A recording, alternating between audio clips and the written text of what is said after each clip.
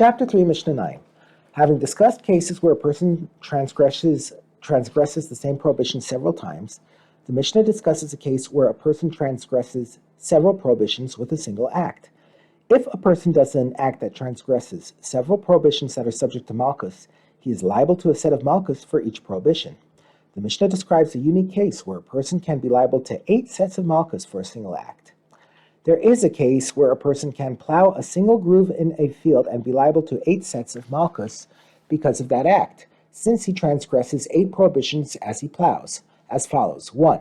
He plows using an ox and a donkey to pull the plow together, violating the prohibition against working with animals from 2 different species together. 2 and 3. The ox and the donkey are both consecrated to the temple and thus forbidden to be used. 4.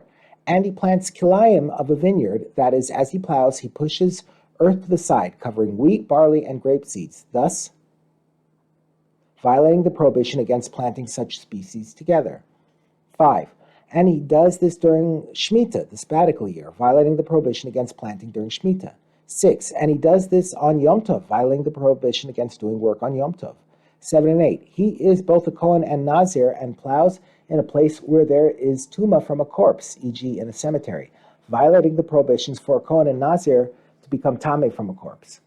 Another Tana argues that there could be a 9th prohibition.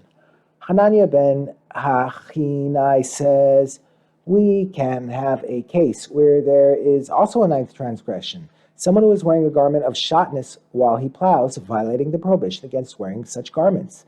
In that case, he would receive 9 sets of Makkos. The sages challenged Hananiah. The sages said to Hananiah, this prohibition is not in the same category. Wearing shotness has nothing to do with the act of plowing. Since we are listing all the prohibitions he violates by plowing, the prohibition of wearing shotness does not belong in the list. Hananiah responds. Hananiah responded to the sages, the prohibition against a Nazir becoming tameh is also not in the same category, because the Nazir becomes tameh simply by touching or walking over the corpse, and not through the act of plowing. Since you included that prohibition, you should also include someone who is wearing a garment of shotness.